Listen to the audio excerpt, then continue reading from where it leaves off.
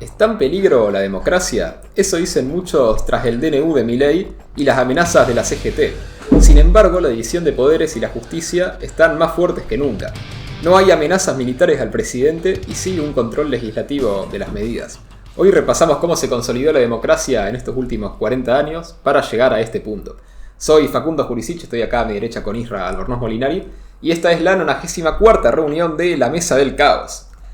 Así que bueno, este video sí es en ocasión de todos estos comentarios que ya desde antes de las elecciones, ¿no? Venían diciendo que con Milei estaba en peligro la democracia. Sí, bastante Así antes que de las elecciones, diría unos cuantos años, cuando ya se veía este avance de la derecha, ¿no? Sí. Por lo menos, bueno, personalmente tuve ciertas conversaciones, ¿no? Con gente más partidaria de la izquierda, ¿no? Más de sectores más progresistas, que me decían que, bueno, que ellos conciben la democracia, si bien, bueno, vos después te vas a explayar, pero ellos conciben la democracia de una forma más, si se quiere decir, socialdemócrata. Bueno, socialdemócrata tiene la palabra demócrata y tiene la parte social. Sin la parte social no hay democracia. Conciben a la democracia como el poder del pueblo, y ese poder tiene que ser igualitario. Sé que me estoy yendo un poquito de tema, pero bueno. Sí. ¿Por qué digo esto? Porque, a ver, con libertad simplemente, con no violencia, con que la gente vote, no es suficiente, según ellos. Y se necesita que a la vez la gente pueda tener derechos que se los tiene que dar el Estado, porque el derecho es algo que se lo da el Estado, según ellos, para así igualar los poderes y así que haya democracia. Esa es la concepción que tienen ellos, ¿no? Y que ahora con el avance de la derecha, eso estaría en tela de juicio. Sí. ¿No? Sí, bueno, y nosotros en este video más bien vamos a analizar la democracia por ahí de una posición más institucionalista, ¿no? Más de ver, bueno... Más clásica. Sí, más incluso. clásica, podemos decir. Sí. De ver, bueno, justamente de que el poder sea electo por el pueblo y al mismo tiempo que tenga cierta división en los poderes y cierta limitación, ¿no? Esa es más que nada la concepción que vamos a dar en este video de qué es la democracia. Y en este sentido, para ver si se fue consolidando o no la democracia en estos últimos 40 años, cuál es la tendencia hasta ahora, bueno, creo que conviene empezar desde el 83, que es cuando se establece el sistema institucional actual, más o menos, pero sí que podemos repasar un poco antes, que más que nada desde 1930 y bueno, después a partir de todos los sucesivos golpes de Estado, que cada vez se fue concentrando más el poder político en los militares, ¿no? Y ¿Un decaimiento de la democracia? Si es que la democracia es un nivel, se puede hablar de un decaimiento, o sea, un nivel en el sentido de que no es que hay o no hay democracia, sino que hay más democracia y hay menos democracia. En ese sentido, ¿podemos decir que hubo un decaimiento a partir de los 30 de la democracia? Sí, podríamos decir, sí, que había menos democracia, ¿sí? Y que básicamente la tendencia que a mí me parece interesante es como todo el poder se fue concentrando en los militares, que eran una fuerza democrática, pero al mismo tiempo dentro de los militares el poder se fue fragmentando en cada una de las fuerzas, ¿no? Llegando ya a la última dictadura, la de 1976, donde tenías el poder absoluto en las Fuerzas Armadas, pero las Fuerzas Armadas con sus propias internas entre el ejército y la armada, ¿no? Y también un poco la Fuerza Aérea. Entonces, Sí. eso me parece interesante. ¿Y por qué empiezo con esto? Porque esa dinámica de un poder que se fragmenta es la que se trasladó ya a la democracia de 1983, ¿no? Sí. Con un presidente que formalmente tiene bastante poder, pero que en la práctica se vio muy limitado por los sindicatos, bueno, también incluso por la fuerza militar. El Alfonsín incluso todavía tuvo que enfrentar varios desafíos militares, ¿no? E incluso también en algunos periodos por el Congreso o también por la justicia. Sí. Entonces, es ver ese proceso de cómo estaba el poder totalmente fragmentado y después cómo se fue concentrando en el presidente a lo largo de estos 40 años, para después ahora ver cómo el presidente concentra el poder, pero como que ya tiene más su rol más definido que antes. O sea, a ver si entiendo, ¿no? Como resumen de lo que acabas de decir. Sí. Según tu tesis, a partir de los 30, el primer golpe de Estado, hasta el 83, el poder se fue concentrando. Vemos un decaimiento de la democracia, de lo que es instituciones, división de poderes, ¿no? Y participación popular. Vemos un decaimiento de eso. Le agrego yo que en ese periodo la población participaba de la democracia, participaba de la política a través de organizaciones armadas, Claro, a través de sindicatos, ¿no? A través de apriete, a través de otra forma, a través de, como parte de los paramilitares, ¿no? Sí, sí. Bueno, entonces vemos como un decaimiento de la democracia y de a poco, más que nada en la última dictadura, vemos una fragmentación, no, la última no, las dos últimas diría yo. Bueno, antes, si querés, podemos remontarnos, pero no las peleas entre militares. Una fragmentación de esos dictadores, de ese poder que estaba concentrado en una dictadura. Una fragmentación, a la vez una caída, ¿no? Y de ahí vuelve a aparecer la democracia como opción, pero, sin embargo, no de una forma de poder dividido. O sea, a partir del 83 se fue concentrando en el presidente. Claro. El poder. O sea que podríamos ver como un reverso de esa democracia que se quería construir y no se deja del todo construir. El poder se concentra en el presidente, el poder se concentra en el presidente y recién ahora vemos que se empieza a consolidar una fragmentación de ese poder, pero no solamente fragmentación de poder, sino una división de poderes, una separación estricta de los poderes. Sí, sí. Esa es más o menos la teoría, ¿sí? Ajá. Y que hay como una doble lógica, ¿no? Porque por un lado, o sea, sí, como vos decís, formalmente se fue concentrando el poder en el presidente, sí, pero informalmente, ¿no? Por fuera de lo que sería la institución justamente del Estado de la democracia, sí, vemos que el presidente fue enfrentando distintos desafíos, como dije, sí, de las Fuerzas Armadas, de los sindicatos, de distintos puntos, y que bueno, ahora vamos a ir viendo cronológicamente, ¿no? Esos desafíos. Por ahí, para empezar con el más inmediato, apenas asuma Alfonsín, y el que se resolvió también inmediatamente, ¿no? Podemos decir que se resolvió en 1990, es el desafío de los militares. Sí. Que es que, bueno, cuando asuma Alfonsín ya la mayoría sabrá, ¿no? Que deroga la ley de autoamnistía, la llamada ley de autoamnistía de los militares. Sí. Que, sí, era una amnistía general para todos los crímenes cometidos, ya sea por militares o por organizaciones paramilitares, durante todo el periodo, creo que del 73 hasta el 83, ¿no? Bueno, Alfonsín deroga esa ley, bueno, justamente forma la CONADEP, también con apoyo del Congreso. Sí. También ahí se ve cómo hay una especie de cooperación entre el Poder Ejecutivo y Judicial, ¿no? Sí. Porque después el informe de la CONADEP, el nunca más, se usa como base probatoria para los juicios. Entonces, ahí vemos cierta cooperación o cierta alianza también. Pero bueno, el problema es que una vez concluidos esos juicios, ya en 1985, ¿no?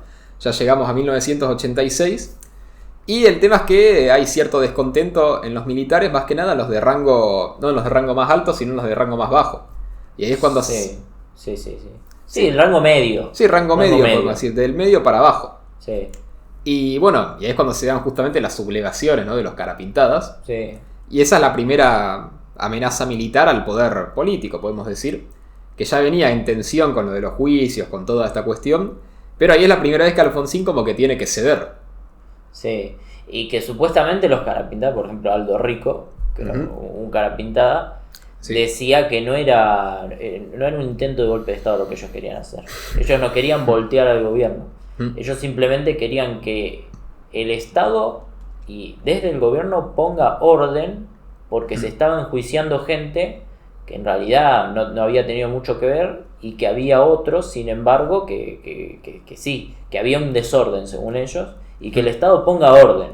Ese era su reclamo. O eso dice Aldo Rico ahora, en estos últimos tiempos, en estos últimos años, ¿no? Sí, sí. Bueno, también, además era un reclamo en su momento de las mejoras salariales también, ¿no? De que mucho el ejército estaba bastante desfinanciado, e incluso los veteranos de Malvinas que estaban ahí, que tampoco. Sí. Era una serie de muchas cosas, incluso después, a partir de la tercera, la cuarta sublevación, ya durante el gobierno de Menem, tomó incluso un tinte también más nacionalista. Y era en defensa de la industria, con Seineldin, que era también de defender la industria nacional, ¿no? Y que incluso decía que Menem se había vendido al imperio norteamericano. Sí. Entonces, fue una serie de cuestiones, o sea, una serie de reclamos, pero los hechos del tema es que fue la primera vez que el poder civil tuvo que ceder ante el poder militar, ¿no? Después del 83. La primera vez desde el 83. Claro, desde el 83, sí. Porque en un principio parecía que el poder civil había recuperado todo el poder, ¿no? Estaba haciendo los juicios que uno puede decir estuvo mejor o estuvo peor, pero bueno, fue la política que tomó y que se decidió. Y ya en 1986, ¿no? Justamente después de las distintas tensiones que hubo con el ejército, tuvo que aprobarse las leyes de punto final y de obediencia debida. Que la de punto final, aprobada el 24 de diciembre del 86, y la de obediencia debida No, perdón, y la obediencia debida sí, el 4 de junio de 1987. Entonces esto era por esta tensión con el ejército. Y el primer levantamiento cara pintada fue en el medio, fue en la Semana Santa del 87. Con ese discurso de la casa está en orden, ¿no? Sí, sí, sí. Porque llevaba creo que 3 días que la gente estaba esperando a ver qué pasaba. Sí. Sí, el famoso discurso de la casa está en orden y bueno, después anunció la ley de obediencia debida que se vio como un retroceso, ¿no? De decir, bueno, les dio esta ley para que dejen de hacer quilombo. Sí. Que también hay que ver hasta qué punto, porque es cierto que Alfonsín ya en su campaña del 83 decía, ¿no? Que había que había 3 niveles de responsabilidad, decía, y que había que contemplar cierta obediencia debida o ver los rangos más bajos. Entonces hay que ver hasta qué punto fue una concesión o siempre había sido parte de su política. Pero bueno, en su momento se vio como una concesión, ¿no? Porque justo después de ese levantamiento salió la ley. Entonces, ahí podemos marcar como empieza el conflicto del poder civil para poder, aunque sea, empezar a asumir la totalidad del poder. O sea, de que uno diga, bueno, votamos al presidente y al Congreso y deciden el presidente y el Congreso, ¿no? Otros poderes por fuera del Estado que los influyen o los controlan. Incluso tuvo mucho rechazo de la población en su momento el levantamiento cara pintada. Sí, con gente en los cuarteles, en Campo de Mayo, ¿no? Sí. O sea, sí, vemos como a diferencia de los anteriores golpes. A ver, supuestamente los cara pintada, repito, dicen que no fue un intento de golpe de Estado. ¿Sí? Por lo menos Aldo Rico. Ahora, el golpe del 76, el golpe que le hicieron a Ilia en el 66, el golpe de Onganía. El primero se pelearon azules y colorados, ¿no? O sea, entre el ejército, ¿no? Se pelearon a ver quién hacía el golpe. Bueno. Sí, sí. La cuestión es que tuvo un fuerte apoyo de la parte de la población, incluso el golpe del 55 a Perón. Sí. El golpe del 30 también a Irigoyen tuvo un fuerte apoyo de la población. Sí, incluso el golpe de Onganía del 66 lo apoyaron prácticamente todos los sindicatos peronistas. Sí, los sindicatos apoyaron ese golpe de Estado porque era Ilia el que estaba, que era un radical, ¿no? Que le decían la tortuga. Sí, sí. Porque era lento. Obviamente siempre los radicales con esta caricatura, ¿no? Porque a Irigoyen le decían el peludo, por ejemplo, también porque no hablaba en público. Creo que hizo un discurso en público en todo su gobierno. Mirá. 1 o 2. Pero no hablaba, no salía. Dirigía todo desde su casa, incluso. Pero bueno, en caso del levantamiento de cara pintada, se pensó en aquel momento como un golpe de Estado. Otra vez, golpe de Estado, por lo menos de una facción, ¿no? No desde los más altos cargos, pero sí desde más abajo. Y la población salió en contra, la gran mayoría, ¿no? Sí, sí, sí. Entonces ya vemos como un cambio cultural, ¿no? Que es diferente a lo que había antes. Sí, también una base social, podemos decir, que sustenta ese sistema democrático. Un sistema que ya era diferente, que ya se notaba que era diferente, mostraba síntomas de ser diferente. Claro, sí, sí. Y bueno, entonces básicamente ahí es como cuando se ve el episodio más conflictivo, más llamativo de esta disputa. Pero sigue después con los siguientes levantamientos de 1988, que hubo 2, ¿no? Uno más de Aldo Rico y el otro de Zeinaldin. Y después el último levantamiento que fue en 1990, ya durante el gobierno de Menem. Y que ahí podemos decir que concluye esta disputa del poder político, del poder civil y del poder militar, porque Menem finalmente consigue la obediencia total del ejército, ¿no? Para reprimirlo a Zeinaldin, y concede los indultos también, y ahí cierra el tema. Sí, indulta a todo el mundo, a los militares, a las antiguas guerrillas urbanas, ¿no? Las antiguas organizaciones armadas, indulta todo, a Firmenich, a todo. Indulta todo. Que era el discurso, ¿no? De que bueno, ya está, eso ya pasó, ahora indultamos a todo el mundo y es una nueva etapa. Y con eso lo que consigue es cerrar justamente esa etapa y afirmar el poder civil en su totalidad. O sea, ya después de eso no hubo una presión militar importante para cambiar una ley o una política. Una cosa, ¿no? Que se me ocurre ahora. Así como había levantamientos militares, de facciones, de secciones, sin embargo no lo suficientemente fuerte como para hacer un golpe de Estado, también había levantamientos de células de organizaciones armadas. Sí. Como por ejemplo la toma de la Tablada. Sí. ¿Sí? En democracia. Entonces, me hace pensar, ¿no? Porque esto ya lo hablamos, ¿no? Pero en aquel momento se tenía la interpretación que se hacía era la de los dos demonios. Y veíamos como lo que queda de esos dos demonios, ponele, si querés, para darle una interpretación, que se levantan y uno se levantan en Campo de Mayo, ¿no? Y que piden que el Estado resuelva, ¿no? Como decía Rico. Y por otro lado tenemos también parte de lo que queda de las organizaciones armadas haciendo lo mismo, tomando cuarteles, ¿sí? Terroristas, que tuvieron que ser reprimidos. O sea, están las imágenes, se metieron tanques para reprimirlos. Y a muchos, o sea, hubo tiroteos, los mataron ahí en el acto, ¿no? Algunos. O sea, no es que simplemente fue una toma de rehenes y ya está. La cuestión es esto, ¿no? Que por ahí, si se quiere, se sustenta la teoría de los dos demonios, o lo que queda de eso, ¿no? En contra de la democracia como otra cosa, aparte. Sí, como ese imaginario, sí. Sí, que era como se veía en ese momento y por eso se enjuició a los dos lados, ¿no? Después esa política cambió justamente con Néstor Kirchner, que tuvo la teoría de... Que, bueno, no tiene un nombre oficial, a mí me gusta decirle la teoría de un solo demonio. Que es básicamente la teoría de que, bueno, el único culpable son las Fuerzas Armadas y que la sociedad, bueno, tiene que reflexionar, ¿no? O quizás no el único culpable, pero sí el más poderoso, y como es el más poderoso, como ellos son progres y tienen... O sea, la idea de que lo justo es aquello que más se puede imponer, aquello más poderoso, ¿sí? Los sofistas contra Platón, contra Sócrates más bien, lo justo es la voluntad del más fuerte. Bueno, en torno a esa idea, como los más fuertes eran los militares, son los que más gente mataron, los que más torturaron, lo que sea, entonces por ende son los malos. La versión de lo que está mal. Sí, pero bueno, incluso ahí, en ese momento... hubo obviamente una resistencia militar a reabrir los juicios, pero no pudo cambiar el curso de la historia. No. Yo me acuerdo cuando fue no me acuerdo dónde era, creo que uno de los edificios de las Fuerzas Armadas, que baja el cuadro de Videla, que va Néstor así, y así que lo baje, ¿no? Y va el otro, el milico va y baja el cuadro de Videla. Sí. Que están los cuadros de los... de los comandantes del comandantes en jefe del ejército, ¿no? Sí, también cuando descuelga el cuadro de Videla de la Casa Rosada, ¿no? Sí. Porque también está el cuadro de cada uno de los presidentes. Claro. Sí. Entonces, sí, eso, hubo una resistencia, pero no pudieron cambiar al final la política, que era como la que más los afectaba, y mucho menos volvió a haber ninguna injerencia militar en otro tipo de políticas, así de otros ámbitos, ¿no? Entonces, por eso digo que este episodio de consolidación de la democracia, aunque sea en este aspecto, se terminó en 1990, en mi opinión. Porque a partir de ahí el poder civil ya pudo tomar su política de manera autónoma. Entonces, bueno, eso. E incluso fíjate el cambio también de época, de mentalidad. Que como en ese momento el ejército, las Fuerzas Armadas se veían como justamente una amenaza a la democracia, ¿no? O algo externo a la democracia o que tenía que adaptarse. Y ahora fíjate que, bueno, no sé si viste que hace unos días se designó al nuevo jefe del ejército.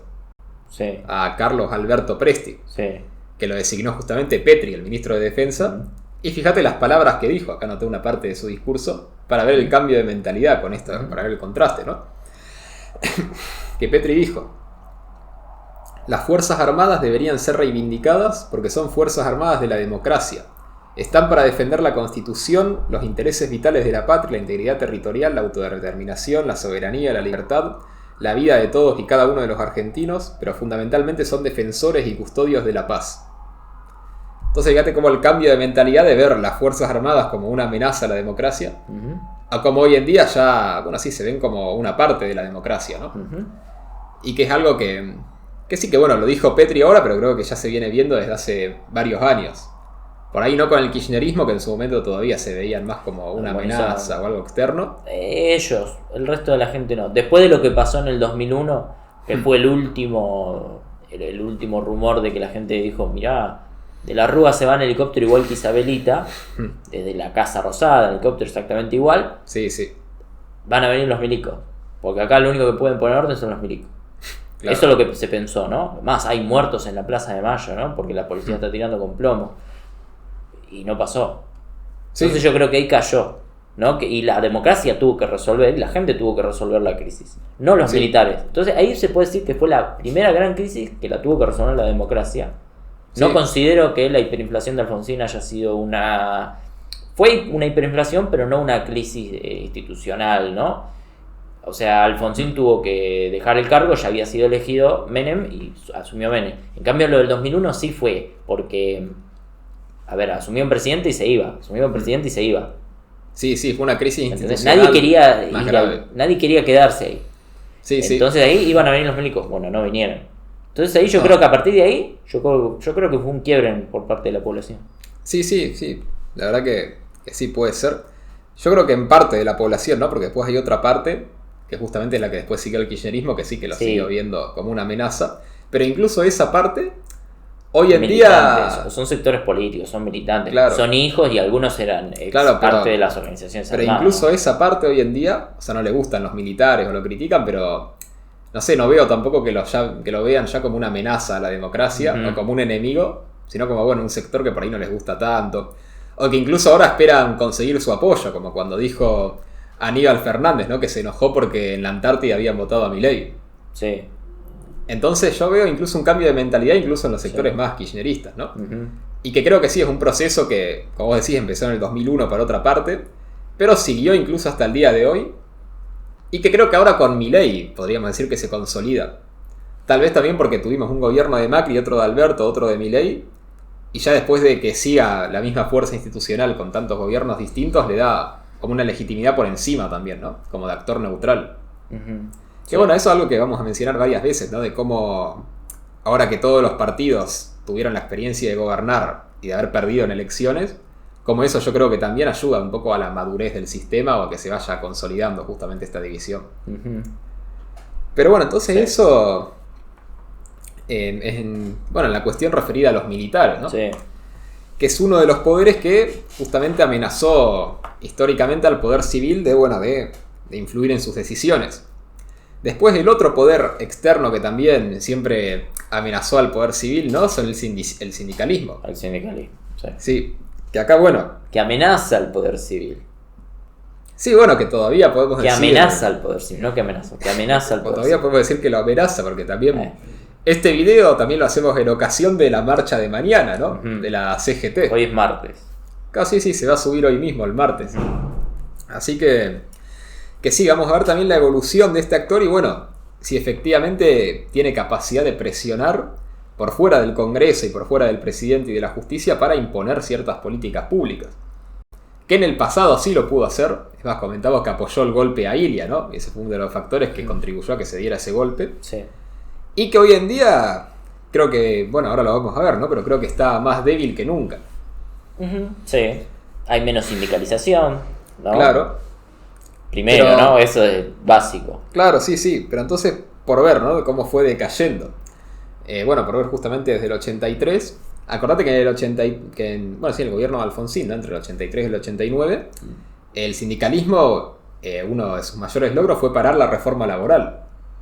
Sí. La famosa ley Mucci, no sé si te acordás. No me acuerdo porque no vivía en esa época, pero sí, por un voto. Claro, por un voto en el Senado. Y que el sindicalismo justamente presionó para que gran parte de senadores votaran en contra de esa ley, ¿no? Que el gobierno pensaba que se iba a poder aprobar. Y vos fijate cómo a Alfonsín le hicieron 13 paros generales, que es también el presidente al que más paros generales le hicieron. Sí. Y al mismo tiempo que tenía una debilidad institucional con los militares, ¿no? Entonces fíjate cómo se combinan las dos cosas. Y en cambio fíjate cómo con los presidentes posteriores, que tenían una mayor fortaleza institucional, y uno podría decir, bueno, le van a hacer más paros porque tienen menos miedo que caiga. Y no, al contrario, le hicieron menos paros. Entonces fíjate en primer lugar eso interesante cómo... Depende del color, ¿no? Político. Sí, depende también si es peronista o radical, ahí voy a eso.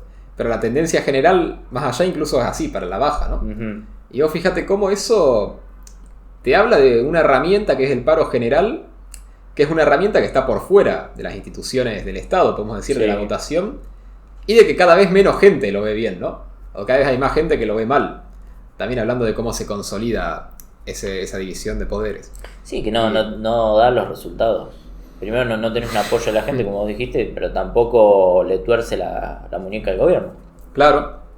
Sí. Parás una vez, perfecto, parás una vez y después mañana seguís laburando. A menos que hagas un paro indefinido, indeterminado, por tiempo indeterminado. Sí. Pero no lo hace. Y vos fijate acá justamente todos los paros, ¿no? A Alfonsín le hicieron 13 paros generales, a Menem le hicieron 8, sí. A De la Rúa le hicieron 8. 8, pero... Claro. Menem duró 10 años en el gobierno. Claro. De la Rúa, 2 años. Claro, sí. ¿Sí? O sea, de la Rúa le hicieron 8, pero en 5 veces menos tiempo. Pues a Duhalde le hicieron 2, que también le hicieron 2 en el año y medio que estuvo. Un año y medio. Fue bastante para ser un presidente peronista. Sí, igual era mucho conflicto en aquel momento. Tuvo bastante problemas con la izquierda, ¿no? El asesinato de Costecchi y Santillán por parte de la policía, ¿viste? Sí.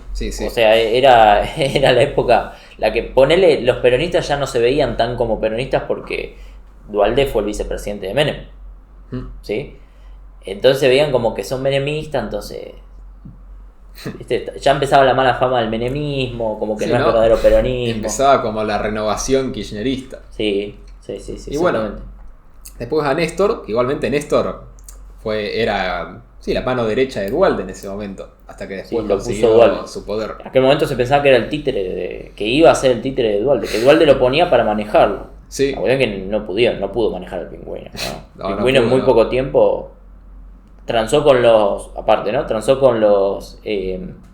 municipios, con los intendentes, ya que no tenían los gobernadores que respondieran a él. Sí. Y transó de darle plata directo a los municipios y bueno, de ahí se fue haciendo una base popular. Sí, construyó también ahí todo lo que es el conurbano actual, ¿no? Construyó la militancia, construyó la cámpora. Sí. Y bueno. Ahí está. Creó el kirchnerismo y él decía, no, nosotros somos peronistas, no somos kirchneristas. Sí. Pero bueno, básicamente eso. Y a Néstor le hicieron un paro. En los 4 años, ahí vemos ya cómo también controlaba también más los sindicatos, ¿no? Negociaba más. Después a Cristina le hicieron 5 paros. Pero esos 5 paros, no me acuerdo si eran 4 o si eran los 5 que fueron en su segundo mandato. Sí. O sea, sí, más que nada en el segundo mandato ya se veía esa pelea Moyano-Cristina. Sí, en el primer mandato creo que recién al final le hicieron un paro y después vinieron todos en el segundo. Después, bueno, a Macri también le hicieron 5 paros. Fíjate qué interesante, como Alfonsín 13, de la Rúa 8 y Macri 5. O sea, Macri el presidente que no peronista que menos paros le hicieron. Sí. Además de ser el primero que pudo terminar su mandato, ¿no? Sí. Que también por eso ahí digo cómo se va consolidando el sistema institucional de un presidente no peronista que puede terminar su mandato y cumplir todos los procedimientos, ¿no? Vos fijate cómo es. Se consolidan las instituciones y la democracia y la división de poderes. ¿Y eso qué significa? Significa debilitamiento del peronismo, entendido como sindicalismo, entendido como presidentes peronistas, entendido como peronismo tratando de tomar medidas peronistas, por ejemplo, de control de la economía. Vos fíjate que van de la mano, ¿no? Sí, es cierto, eso no lo había pensado, pero sí que es cierto que en conjunto con esta consolidación de la división de poderes... La democracia viene con la debilidad del peronismo. Y bueno, eso es lo que te dicen siempre los antiperonistas. Los radicales más que nada. Sí, no solo radicales, antiperonistas. Sí. Sí, que el peronismo es el enemigo de la democracia. Que bueno, empíricamente se está dando. Hay que ver ahora si el peronismo puede renovarse para el 2027 y ver si puede ser una opción dentro de esta nueva Argentina. Que eso vamos a hacer otro video también, más adelante, que son de las opciones de renovación del peronismo. Algo hicimos. Hablamos de una sociedad. Lo hablamos creo que en privado nosotros. No, hicimos uno. Hicimos uno que era el fin del peronismo. Y bueno, hablamos del futuro, de lo que podría pasar. Era muy poquito, vamos a hacer uno específicamente del futuro del peronismo. Que se puede llamar así, ¿no? El futuro del peronismo. Pero bueno, básicamente con Macri vemos esta consolidación también. Y después viene el gran error de la CGT, que creo que acá es donde...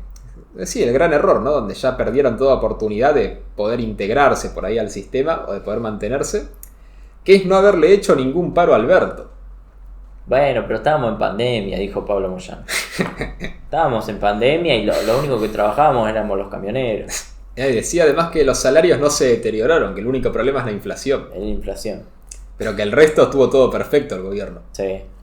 Pero bueno, más allá de esas apreciaciones, que cada uno podrá ver si son buenas o no, Más allá de eso, el tema es que después de no haberle hecho ningún paro a Alberto, ahora a un mes de asumirla hacen un paro a Milei. Entonces esto te contribuye justamente a toda esta pérdida de legitimidad del sindicalismo y de que, bueno, por algo son los dirigentes políticos con peor imagen negativa del país, ¿no? Incluso tienen... Con más imagen negativa. Claro, sí, con más imagen negativa. Incluso tienen más imagen negativa que Cristina, que Alberto, que Massa. Sí. O sea, llegan a 80 y pico % de imagen negativa. Pasa que casi no tienen sectores militantes. Los que lo ven como imagen positiva son los propios que están afiliados, ¿no? Algunos sectores. Claro. Algunos trabajadores, ¿no? Sí, sí. Que son cada vez menos, ¿no? Porque cada vez hay más trabajo en negro. Claro, y ahora vamos con ese punto, pero antes de ir con eso, fíjate como si el paro general, que es una herramienta que está por fuera del sistema institucional, es una herramienta ya completamente debilitada. O sea, ya debilitada en la tendencia histórica, y además con este error de, estos últimos años de no haberle hecho un paro a Alberto y ahora hacerle un paro a Milei apenas asume. Incluso algunos dicen, ¿no?, que la CGT quiere darle un golpe a Milei. Sí, en realidad sí, ellos mismos dicen que lo quieren tirar. Claro, y entonces justamente vemos como otra fuerza que podemos decir externa a la democracia, por fuera de las instituciones, que está en un momento de debilidad y que mañana vamos a ver si acaso no puede ser un éxito y que puedan revivir a partir de ahí. Podrían revivir si es que el Congreso se le ocurre hacerle caso a esta gente. Claro. ¿No? ¿Por qué le harían caso, no? Esa es la pregunta. Bueno, lo que pasa es que ya muchas veces le hicieron caso, ¿no? O sea, como te dije, la ley Mucci le hicieron caso a los sindicalistas y no la aprobaron. Habría que ver por qué le hicieron caso. Claro, ¿Qué después, clase de apriete tenían, no? Sí, sí. Ahora, ¿qué apriete tiene? Y después, también durante la popularidad. la popularidad no. Bueno. Y después, durante los 90, también le hicieron caso. Para ver de cuando Menem cambia todo el sistema de salud, como las obras sociales se las da a los sindicatos, ¿no? Y establece el sistema, que incluso era una ley que se estableció en 1998. Sí. De que vos no podés cambiarte de obra social. Sí. O tenés que pedir el permiso, ¿no?, del sindicato y todo, y que nunca te van a dejar cambiarte. Y es una ley del 98, ¿no?, incluso de finales del menemismo. Pero incluso como Menem, siendo peronista, ¿no?, y teniendo también una concentración de poder importante, incluso así vio el poder civil limitado por el poder de los sindicatos.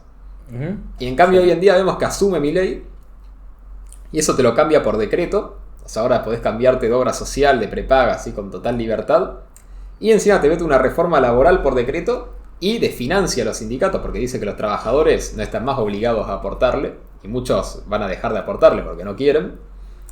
Y te hace todo eso, y la mayoría de la población está a favor, y además, tienen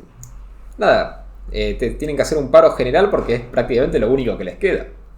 Bueno, y la justicia les hizo caso, la justicia laboral. Bueno, sí, la justicia les hizo caso, aunque eso lo estaba dejando más para la parte de la justicia. Sí. Pero sí que es cierto que ahí sí que tienen otro poder todavía, que es que tienen sus conexiones en la justicia, sí, más que nada laboral. Sí, viste que se decía, ¿no? Y que es muy obvio. Pero Libarona mismo dijo que antes, unos sindicalistas que él conoce, cuando él era abogado, hace unos años, unos 20 años, no me acuerdo, pero hace mucho tiempo, ciertos sindicalistas lo llamaban y le decían, dame 3 jueces. 3 jueces que puedan ser de confianza. ¿Entendés? Para elegirlos, para decirle al presidente o a quien sea que los consejos de la magistratura ya había en aquel momento. Sí, que lo elija. Para elegirlos. Sí. Es decir, que esos jueces eran puestos por estas corporaciones. Sí, influían en la elección de jueces. Y con esto, que en algún momento lo vamos a hablar, nos remontamos hace 100 años atrás, donde la representación política no era a través del voto, las instituciones, que también se votaba, sino que era a través de las corporaciones a las cuales pertenecía cada uno. Si pertenecías a la sociedad rural, te sentías más representado por la sociedad rural. Si parte del sindicato, parte del sindicato. No tanto por el voto y el partido político. Claro. O sea, representación por corporaciones, que todavía existe, pero muy, muy débil, pero todavía existe, por lo menos en la pata sindical. Como la tesis general, ¿no?, de que la representación por corporaciones es... Ansaldi. Sí, el texto de Ansaldi. Que esa representación es antagónica a la representación partidaria democrática. Entonces... Que eso está débil ahora. Ahora recién estamos creando una representación republicana, podemos decir, institucional. Bueno, incluso... Yendo a lo que decías del peronismo, si entendemos que el peronismo, toda su representación es por corporaciones, o lo fue históricamente, ¿no?, durante el primer gobierno de Perón, lo institucionalizó. Claro. Bueno, sí, por eso institucionalizó. Antes de Perón existía, pero no estaba institucionalizado. Ahora sí, pero lo institucionó, pero más allá de eso, que el peronismo siempre se manejó con corporaciones. Sí. O sea, nunca tanto en el Congreso, sino que el Congreso además responde a las corporaciones. Sí, como una escribanía del Congreso. Sí, una escribanía o el lugar donde, bueno, después de todas las negociaciones entre cada corporación, bueno, van al Congreso y votan ahí lo que haya salido, ¿no? Sí. Pero entonces, justamente si la representación por corporaciones dificulta la representación partidaria democrática, entonces sí, la consolidación de la democracia necesariamente viene de la mano de un debilitamiento del peronismo Sí, de ese peronismo o de ortodoxo, una sí. transformación del peronismo. Sí, por ahí en esa transformación dejaría de ser peronismo. Claro, eso es lo que discutimos siempre, sí. Pero bueno, entonces, básicamente eso, y no me acuerdo dónde me había quedado del sindicalismo, de que bueno, sí, de que el sindicalismo pone jueces, me había dicho. Sí, los jueces. O va, sí, influye sí. en poner jueces, pero el tema es que incluso ahí hay otra cuestión que también te lleva a consolidar la división de poderes, ¿va? Y es que justamente, al haber hecho eso el sindicalismo, o el argumento que te da la CGT es que el DNU es inconstitucional y que la Corte Suprema tiene que declararla inconstitucional, ¿no? Sí. Y ese argumento, a corto plazo, imagínate incluso que la Corte Suprema le diera la razón, ¿no? Y a corto plazo vos decís, bueno, una victoria de la CGT. Pero a mediano plazo o a largo plazo en realidad es una derrota más. ¿Por qué? Porque lo que está haciendo implícitamente Sí. es aceptar Entiendo, que ellos... Entiendo dónde va. Claro. Lo que está haciendo implícitamente es aceptar que ellos en realidad no tienen ningún poder o ninguna legitimidad para tirar abajo un DNU o una ley. Y lo único que están haciendo es manifestarse para pedirle a la justicia que lo declare inconstitucional. Esto lo dijo Belligoni. Cuando Bullrich planteó el protocolo antipiquetes y que Belligoni decía, bueno, la Constitución me permite la protesta, pero también o sea, habla de la libre circulación, la gente tiene derecho a circular. Bueno, es verdad que los dos confluyen y chocan, porque el periodista, viste, le puso en una nota, le puso esas dos opciones, y Belligoni dijo, bueno, es verdad que chocan, pero es la justicia la que tiene que decidir.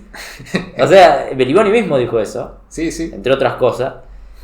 También dijo que la emisión monetaria genera inflación. Bueno, Sí, es cierto. le agarró el espíritu de Milton Friedman.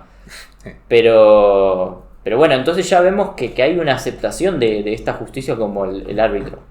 Sí, que antes no pasaba, o sea, antes... no. Antes era el poder del débil frente al fuerte y era una lucha de poderes y tratar de conquistar el poder para poner mi orden a hacerlo para todo el país. Sí, que Era incluso otra cosa. pensando, imagínate si Muy Milei- nazi, muy fascista eso. Es el tema del pensar la realidad como una lucha de poderes y ya está. Ah, sí, muy... Bueno, así se materializó Sí. en el fascismo, en el nazismo. Sí, Yo diría más profundo, es algo muy sofista, diría. sí, O algo- obviamente, pero eso tiene 2400 años de O historia. algo muy relativista. Sí, también. Pero bueno, Sí. o sea, obviamente, acá la tesis que sostenemos, o que yo sostengo, creo que vos también, es que el relativismo filosófico te conduce a doctrinas fascistas o doctrinas Sí. totalitarias. Sí, Pero bueno, por no ir a algo tan abstracto, sí, ¿no? sí, Ahora pero nos yo fui a vamos los nazis poner- nada más, no me quería ir a la filosofía. Y bueno, pero yo le Filosofía tengo clásica. que dar la fundamentación. Pero bueno, entonces el tema... Esto ahora ya me hiciste perder de vuelta. Que estaba hablando... Ah, sí, eso. De que imagínate que si Milei hubiera hecho esto, no sé, hace 25 años, ¿no? No, O sea, imagínate si el DNU lo sacaba hace 25 años, la CGT no iba a decir, bueno, tiene que hablar la justicia, no sé qué, iban a salir. no, te hacemos paro y te paramos Y- el país. Claro, te paramos hasta que no saques el DNU y listo, no hay comida, no hay nada. Ujú. Y vos fíjate cómo ahora la reacción de la CGT, que es un paro general, 12 horas, y bueno, para que la justicia nos escuche y ya está, y se van a su casa después. Por eso te hablo así de este debilitamiento de la CGT y del sindicalismo, y que viene de la mano de un fortalecimiento de las instituciones que están en la Constitución. Y vos fíjate eso también, cómo se da en un momento que la CGT está unida. El momento más fuerte posible actual de la CGT. Claro, vos fíjate cómo, por ejemplo, la CGT separada durante el menemismo, que era creo que la CGT Brasil y la CGT San Martín, si no me equivoco, y la CGT separada, así, con los que negociaban con Menem y los que no, tenía más poder de presión con Menem de lo que tiene la CGT unida con Milei. Exacto. Entonces, Exactamente. creo que eso es como lo más gráfico para ver este debilitamiento, ¿no? Totalmente debilitada. Exactamente. Entonces eso, y que bueno, esto se ve efectivamente como Además de decías- que con Menem no querían presionar tanto porque eran peronistas. Lo consideraban peronista. Claro, No sí. tenían tanto incentivo para presionar. Claro, en cambio, Ahora Milei con sí lo Milei. quieren presionar todo lo posible. Un libertario, un minarquista. Claro, ¿no? Además ni siquiera un antiperonista así medio tibio, sino lo que podríamos decir las antípodas del peronismo. Exacto. Que incluso en su discurso, cuando ganó las PASO, que había dicho que no hay nada más injusto que la justicia social. Sí, sí, yo sostengo que la única antítesis al peronismo es el liberalismo libertario. Yo eso lo sostengo desde hace mucho. La antítesis real. Uh-huh. ¿Y por qué? No, porque el peronismo es corporativo. El peronismo sí o sí es estatista, pero no solo estatista de que estatiza, por eso sería el comunismo. Uh-huh. ¿Sí? O cierta corriente socialista, colectivista, que por ahí no quiere estatizar, pero quiere colectivizar ciertos, no sé, el campo, ¿no? Reforma agraria, ¿no? Como había en la Unión Soviética, que el campo no era del Estado, sí, era de los colectivos y el Estado tiraba los lineamientos, o sea, sí, era sí, un dirigismo en algunas cosas, un estatismo en otras. Uh-huh. Entonces el socialismo tiene diferentes caras. Un anarcocomunismo, que vos decís es más o menos lo mismo, bueno, pero no tiene Estado, ¿me entendés? Dice que la propiedad privada está mal, pero tampoco es violento de tratar de imponerlo desde una institución estatal. Entonces, no es una antítesis del liberalismo en sí. Es algo diferente, Ajá. pero no es la antítesis del liberalismo. Ajá. Bueno, lo que yo creo que es la antítesis del liberalismo es algo que reivindique el Estado. Eso ya encontrarse en los fascismos sí o sí. Mussolini decía, si decimos liberalismo, decimos individuo. Si decimos fascismo, decimos Estado. Sí, ¿Sí? sí, sí. Nada fuera del Estado, todo dentro del Estado. Todo existe siempre y cuando esté dentro del Estado, esté representado por instituciones estatales. Bueno, eso es fascismo. El peronismo toma eso sí o sí. Lo que pasa es que no es racista como los nazis y es más parecido al fascismo, pero mantiene esta cuestión de que la gente pueda votar, ¿no? La gente tenga más participación. Como venimos Sí, de un por país ahí. con división de poder, entonces no puede cambiar todo, pero yo creo que si le daban tiempo, sí lo cambiaba. Ajá. La cuestión, pero la cuestión es que la representación corporativa tiene que estar sí o sí. Las negociaciones colectivas, donde se sienta el Estado, se sienta el empresario y se sienta el representante del trabajador y negocian el salario, negocian la cantidad producida, los precios, todo eso es peronismo y eso lo tratan de hacer hasta ahora, hasta hace poco lo siguieron tratando de hacer. Sí, ¿Sí? sí, sí, sí. Y eso es peronismo y eso es lo contrario, o sea, todo lo que luchó, históricamente el liberalismo surge para luchar contra eso. No surge para luchar contra el comunismo porque no existía. Porque el régimen, lo que es el absolutismo y el antiguo régimen, que era en base a corporaciones y castas, Uh-huh. como el Imperio Español, por ejemplo, lo que llevó al Imperio Español a una decaída económica y una pérdida de competitividad con respecto al Reino Unido, que ni siquiera pudo defender todo su territorio, donde tenías el Atlántico como división, después de la batalla de Trafalgar en 1805, y tenías la península ibérica por un lado y el resto del Imperio Español por el otro. ¿Qué pasó? Se hicieron juntas de gobierno, porque después invadió Napoleón. Bueno, la cuestión es que el liberalismo surge en contra de este sistema rígido. Sí, de un sistema de corporativo. Sí, sí, sí. Entonces no hay nada más antitético al peronismo que el liberalismo. Más un liberalismo libertario. Sin Estado no tenés peronismo. Ahora vos fíjate qué interesante cómo doctrinariamente Milei sería lo más antiperonista que hay, ¿no? Sería el antiperonismo puro. Pero después políticamente podemos decir que es menos antiperonista que los radicales. Porque por ejemplo reivindica a Menem. O por ejemplo incluye a exfuncionarios peronistas en su gobierno. Por ejemplo, a Scioli. Viste que ahora Scioli es secretario de Turismo. Y Randazzo está en contra, que fue ministro de Cristina, está en contra del paro. Sí, la gente es compleja. La gente es compleja y la coyuntura política. Por eso te digo, fíjate cómo doctrinariamente, o sea, es un sistema institucional antitético al peronismo, pero mucha gente que estuvo en el peronismo hoy en día ve que la única salida es ir con Milei. Sí, porque podríamos decir que cambian de opinión. A ver, Randazzo. No, pero yo creo que eso va por otra cuestión del peronismo que por ahí no es tan de esa parte de su ideología, pero que es una cuestión que siempre tuvo, que es de buscar el liderazgo fuerte, ¿no? Sí. Y yo creo que muchos van con Milei porque ven justamente ese liderazgo fuerte y tienen la creencia de que en un momento de crisis solo el líder fuerte puede sacar adelante el país, y ven que el único líder fuerte es Milei. Pero, a ver, desde mi punto de vista, los peronistas que están siguiendo a Milei no lo están siguiendo a Milei por liberal libertario. Ajá. Como dijiste, están siguiendo a Milei por tener un liderazgo fuerte. Y un liderazgo fuerte no es tanto de liberal libertario. No si hay coacción. Y por ahora hay un estado fuerte que Milei trata de mantener. De hecho, trata de subir retenciones. Uh-huh. O sea, trata de mantener un Estado por el orden social, para mantener el orden social y que nadie se muera de hambre, qué sé yo. Esas cosas, en esa toma de decisiones, Milei no está siendo libertario. Ajá. En ese aspecto. Por eso la política tiene estas cuestiones de coyuntura y de pragmatismo, que es lo que está tomando Milei. Ahora, yo no veo, que creo que es lo que vos decís también, que los peronistas estén aliándose con los libertarios y que haya un vaso comunicante, sino que Milei está siendo menos libertario en ciertos aspectos, y ahí está el vaso comunicante que podés hacer con el peronismo. Sí, por ahí te diría que Milei está siendo menos libertario. Porque está siendo pragmático. Y los peronistas están siendo menos peronistas también. Bueno, sí, también, porque aparte los peronistas siempre fueron un poco flexibles, más que nada a partir de Menem. Entonces, bueno, a ver, sí, eso. Que sean flexibles también se puede tomar como la semilla de la caída del peronismo, de la debilidad del peronismo, de la debilidad de la representación corporativa también.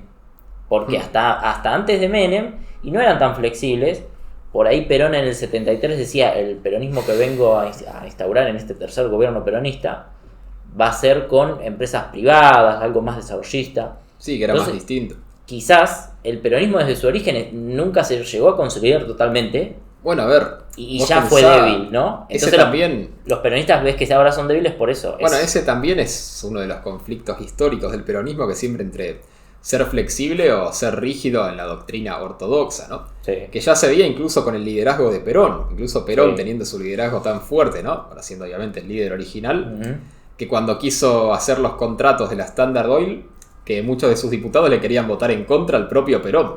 Sí. Porque decían que iban en contra de la doctrina, darle los contratos a una empresa estadounidense. Sí, los ferroviarios le hicieron un paro. Claro. A Perón. O sea, Perón tuvo paros, ¿no? Sí. Entonces, por eso, fíjate, eso, qué interesante. Más peronista que Perón. Más peronista que Perón, sí. Pero bueno, fíjate qué interesante y cómo toda esta cuestión te desemboca en lo que vemos actualmente, que es la crisis terminal del sindicalismo, y cómo eso te fortalece la representación democrática y partidaria, podemos decir. Incluso también, por ver ahora, terminado esta parte del sindicalismo, ¿no? Y yendo a la parte más de la justicia, que es como la otra pata de esto, y es que, bueno, decimos las instituciones, la división de poderes, bueno, y ahí está la justicia también. Y también otra tradición histórica en Argentina es que los gobiernos tratan de influir en la justicia. O tratan de, bueno, sí, de influir, ¿no? De buscar fallos favorables y de hacer leyes que les permitan influir más. O de atacar públicamente a la justicia cuando ven que puede hacer un fallo que no les conviene. Una práctica muy francesa. Sí, y vos fíjate cómo, bueno, ahora que la CGT fue a reclamar a la justicia, y el gobierno dijo en varias ocasiones que ellos valoran la independencia judicial, ¿no? Y que bueno, que la corte falle según sus creencias, pero que creen que va a fallar a su favor porque ellos tienen los fundamentos jurídicos para el DNU. Sí. Entonces, vos fíjate ahí ya un cambio de actitud discursivo, que podemos decir que bueno, que obviamente el peronismo y el kirchnerismo, por hablar más recientemente, ¿no? Estos últimos 20 años no lo tuvo. O sea, el kirchnerismo siempre fue más bien crítico de la justicia, ¿no? Y tratar de presionarlos, de atacarlos. Y que Macri en su discurso más o menos lo tuvo, pero bueno, en la práctica más o menos también. Porque en la práctica, acordate que Macri cuando asumió quiso designar 2 jueces por DNU, ¿no? Sí, porque era en el proceso del receso parlamentario, ¿no? Antes del 1 de marzo. Claro, y quiso hacer eso. Y acordate cómo después también hizo una política que, bueno, ahora muchos le cuestionan a Milei. Pero la justicia se lo tiró abajo. Sí, la propia justicia se lo tiró abajo. Bueno, ahí hablando también de la consolidación, de cómo la propia justicia le pone los límites al presidente, ¿no? Y después, a partir del 1 de marzo, Macri los mandó al Senado, los aprobaron, y fueron los mismos. Sí, ahí sí. O sea, vos fíjate, bueno, pero es eso, ¿no? La idea de hacer el procedimiento adecuado y el que tiene que seguir un medio, bueno, esa es la idea de las instituciones, justamente de la división de poderes. Pero vos fíjate también cómo Macri durante su gobierno usaba la Oficina Anticorrupción y la Unidad de Información Financiera, bueno, así para que sean querellantes en causas, que era lo que los kirchneristas decían que era la persecución política. Y vos fíjate cómo Milei ahora dijo que no, que tampoco, ¿no? Que no le corresponde al Poder Ejecutivo ser querellante en causas del Poder Judicial. Y que bueno, está toda la polémica que los macristas dicen que acá le está garantizando la impunidad del kirchnerismo, ¿no? Sí, porque quieren que Milei persiga, claro, ¿no? A Cristina.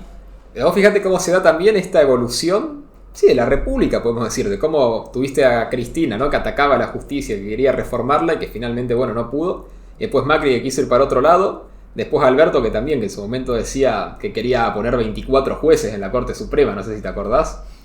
Que quería que cada gobernador nombre un juez a dedo. Y bueno, ¿cómo pasamos de eso a finalmente, después de tantos gobiernos que no fueron reelectos, ¿no? Y que tuvieron la experiencia de gobernar, de llegar finalmente a un gobierno que dice, bueno, acá cada poder tiene sus respectivas atribuciones, ¿no? Sí. Y yo creo que eso es una tendencia que te habla así de una consolidación de la división de poderes y de la democracia. Y eso por el lado del poder político y de la actitud de los partidos, y que incluso el kirchnerismo ahora también usa el mismo argumento de la CGT, ¿no? De la inconstitucionalidad de esto, y que también acude a la justicia. Pues fíjate cómo ahora el kirchnerismo acude a la justicia y dicen que el presidente no puede tener un poder ilimitado. Y eso viniendo del kirchnerismo, que sería el ala más de izquierda del peronismo, ¿no? Sí.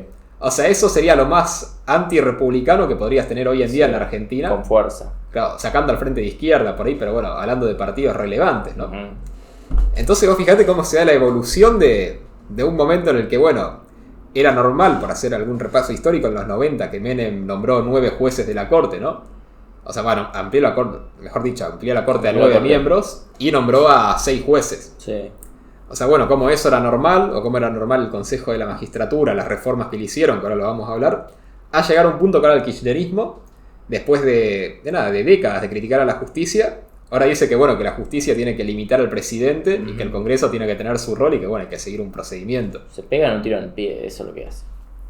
A ellos les conviene el sistema francés, ¿no? De donde la justicia colabora con la legislatura y con el ejecutivo para hacer las leyes y para decir que es justo y que es injusto.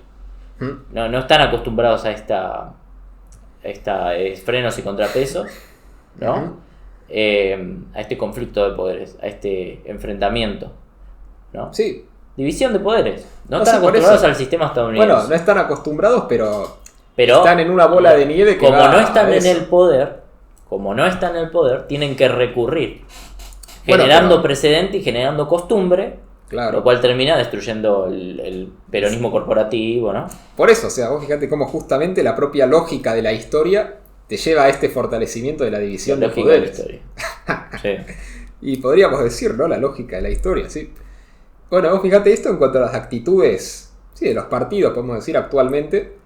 Pero después fíjate también cómo la propia justicia se va tomando más, no sé si más atribuciones, pero podemos decir como más de definir se va fortaleciendo más en su rol de definir lo que se puede hacer y lo que no se puede hacer, ¿no? O lo que es constitucional y lo que no es constitucional. Y esto hay varios casos. Bueno, está el caso que me inspiró a hacer este video ya por el año pasado, que este es un video que lo tengo pensado de hace mucho, sí, y que fui recopilando de a poco distintas notas o cosas que iban saliendo. Y la primera vez que lo pensé fue cuando salió el fallo ese de que la Corte Suprema le había anulado la posibilidad de reelección a Uñac y a Mansur. Sí. Que bueno, los ex gobernadores de Tucumán y de San Juan, ¿no? Y que querían ir a la reelección, que iba a ser su segunda reelección consecutiva, o sea, su tercer mandato. Y bueno, la Corte Suprema, apelaron a la Corte, partidos de la oposición, y la Corte Suprema dijo que bueno, que interpretando la Constitución, el artículo 5, creo que es el artículo 5, que te dice que hay que tener un sistema republicano y federal. Sí. Y justamente interpretando ese artículo dice, bueno, a partir de acá obviamente la Corte Suprema puede analizar si las constituciones provinciales son republicanas y federales. Y dice, bueno, parte del principio republicano justamente limitar la reelección, y dice que las propias constituciones de ambas provincias limitan la reelección y que el texto no se puede interpretar de una manera ambigua o de una manera como lo querían interpretar ellos, ¿no? Quisieran hacer lo mismo que Bolivia. Claro, sí, lo mismo que hizo Morales en su momento, de interpretar el texto de la manera que él quería para ir a la reelección. Y bueno, la Corte Suprema no los dejó. Pero que esto es un avance también, creo yo, porque vos fíjate que... De a poco la justicia se fue haciendo fuerte.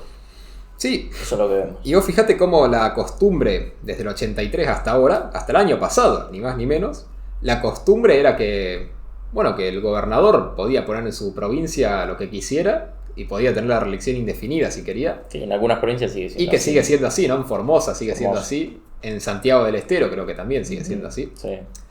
Las dos provincias más nefastas del país, ¿no? Y, bueno, sí. Sí. Y también creo que, no me acuerdo si era en Santa Cruz, que está la reelección indefinida, que nunca se llegó a aplicar, pero que está permitida. Claro, bueno, esa es una falla, pero por ahora no llegó a saltar la térmica, digamos. Claro. Pero bueno, vos fíjate cómo ya esto de que en 2 provincias se dé este precedente, yo creo que es un avance, ¿no? En empezar a instituirlo en todo el país. Y después, bueno, también la cuestión de la reelección de los intendentes, que ahora se quiere cambiar también, se quiere analizar si se puede hacer judicialmente o por ley. Entonces hay algunas cuestiones que van avanzando en ese sentido. Y después otros fallos más de la justicia, por ejemplo, sobre el Consejo de la Magistratura, Sí, que había dicho antes. sí, ese me parece muy importante. Sí, es que, bueno, básicamente, ¿qué es el Consejo de la Magistratura? Es el órgano que selecciona a los jueces, que nombra a los jueces federales. Sí, de Ese- tribunales inferiores, no de la Corte Suprema. Claro, exceptuando la Corte Suprema. Hacen concurso, ¿sí? Hacen un concurso para elegir a los jueces. A ver cómo se eligen los jueces. El presidente originalmente elegía alguno, iba al Congreso, decía, bueno, este es el juez que quiero poner, y por mayoría de 2/3 de los presentes, el Senado, solamente el Senado, se pronunciaba por sí o por no. Por sí o por no, bueno, Sí. y ya está, ya tenías un juez. Así es el método de elección de jueces para la Corte Suprema. Ahora, para los tribunales inferiores se creó a partir de la Constitución del 94 lo que es el Consejo de la Magistratura, donde se hacen concursos. No sé cuál es la metodología del concurso, no sé cómo es la evaluación. No, se hacen concursos y después los miembros del consejo tienen que votar si el juez aprueba o no. Tienen que votar, ¿no? Y creo que eligen 3. Ujú. Y el presidente elige uno de esos 3. Claro. Y después el presidente le dice al Senado lo mismo, le gusta, no le gusta, por sí o por no. Y el Senado, por 2/3 de los presentes, se deciden y bueno, ahí está. El tema es que, según como está ahora el Consejo de la Magistratura, no hay un consenso. Claro. Y mientras tanto se nombran Ahora, jueces. Claro, y justamente ahí vamos a eso. Bueno, De que justamente, acá tengo los datos de jueces Sí. subrogantes que los busqué. sí, que lo dijo Libarona Ajá. igual hace poco. Y ya lo hablamos acá, en su momento. Sí, bueno, pero para Sí. llenar igual, Libarona no lo escuché cuando dijo. ¿Qué dijo exactamente? No, el problema es que hay un montón de jueces subrogantes que son todos puestos a dedo. Entonces Claro. imagínate que todos esos son amigos de los narcos, amigos de algún sindicalista. O sea, no tengo jueces. Sí, Eso o sea, dijo. son Y amigos que de mi- alguien, básicamente. Y que mi función acá va a ser solucionar eso. Claro, pero bueno, igual, porque no explicamos lo que es un juez subrogante, ¿no? Sí. Por ahí acá los que están escuchando que no saben. Que el juez subrogante es básicamente un juez suplente. O sea, vos tendrías el proceso normal, que es el que dijimos, del Consejo de la Magistratura para nombrar un juez. Y el tema es que vos tenés que nombrar una determinada cantidad de jueces, ¿no? Por ejemplo, 100. Pero el Consejo de la Magistratura, por distintas cuestiones, no los nombra. Y por ejemplo, nombra 50 nomás. Porque por ahí no se pone de acuerdo. Claro, porque no se pone de acuerdo, básicamente es. Y entonces... Porque no hace los trámites administrativos para hacer los concursos, por lo que sea. Claro. Entonces Lo traban quedan- a propósito. Claro, ahí vamos También. a por qué. Ahora vamos a ir por qué. Ujú. Pero el tema es que te quedan 50 vacantes. Y esas vacantes de alguien las tiene que cubrir. Porque ahí tiene que haber un juez en el tribunal para poder ir haciendo los fallos. Sí. Porque además es un problema de que si tenés menos jueces de lo que se calcula que tendría que haber, que después tenés todos los problemas de que la justicia tarda un montón, ¿no? De que nunca se resuelve nada. Sí, la gente Toda esa hace cuestión. denuncias y es simplemente porque la gente tiene conflictos y necesitas árbitros. Sí, Ya nunca sea se resuelve. En lo civil, en lo penal, ¿no? Claro. En lo que sea. Y entonces vos fijate cómo esos jueces vacantes, bueno, los nombran justamente a dedo. Hay un proceso que ahora lo vamos a nombrar, pero sí, básicamente es con mucha influencia política, de que son los políticos los que deciden cuáles se van a nombrar. Y bueno, obviamente esos jueces además, en cualquier momento, el político los puede sacar del cargo, los puede destituir. Y de hecho no solo los puede destituir, sino que los tiene que prorrogar, porque solo están por 90 días esos jueces. Sí. Es decir, si se quiere quedar dentro de 90 días, se tiene que prorrogar, y así se puede prorrogar indefinidamente, ¿no? Ujú. Pero entonces básicamente el que lo nombra tiene un control total de lo que hace, porque decide constantemente si le prorroga el cargo o no, o si lo puede destituir en cualquier momento. Entonces es un problema para la independencia judicial también, y para la división de poderes. Y acá están los datos de cuántos jueces subrogantes hay. Aunque sean unos datos que están un poco desactualizados, pero en el 2010, que son los datos que pude acceder yo, había 22,6% de jueces subrogantes. Sí. En promedio, en toda la justicia federal, ¿no? Un montón. Pero después si vas por cada fuero particular, el número cambia mucho. Por ejemplo, en la Justicia Nacional de Casación Penal, que es la máxima instancia antes de la Corte Suprema en la justicia penal, Sí. el número de jueces subrogantes era de 41%. Sí.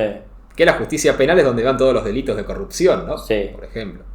Y después, por ejemplo, también en la Justicia Federal de Paraná, por ejemplo, había 55% de jueces subrogantes. Sí. Y había varios datos. Y para ver la contracara, ¿no? Por ejemplo, en la Justicia Civil había 12% de jueces subrogantes. Entonces, fíjate cómo en cada fuero, bueno, hay más o hay menos, ¿no? Hay más donde más les interesa tener a jueces amigos. Después nos explicamos por qué hay tanto narco suelto, ¿no? Sí, también, sí, sí. O como, por ejemplo, se había pedido, incluso creo que la propia Corte Suprema de Santa Fe había pedido que la nación intervenga toda la justicia de Santa Fe. O sea, para ver el nivel al que llega esto, ¿no? Uh-huh. Pero bueno, ese es un problema. Y el otro problema es que además estos datos no son públicos. O sea, yo pude acceder a un estudio, justamente del 2010, que analizaba esto. En el 2010, ahora debe estar bastante peor también.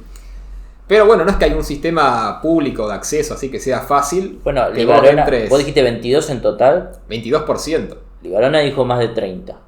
Bueno, sí. En total. Sí, es posible, porque por ejemplo, para el 2008 o 2007, creo que puedo acceder a otro dato, decía 18%. Uh-huh. Fíjate cómo de 2007 a 2010 llegó de 18 a 22. Sí. Y bueno, ahora 2023, 2024 puede estar perfectamente arriba de 30. Pero además porque justamente los jueces más viejos se van muriendo o se van retirando.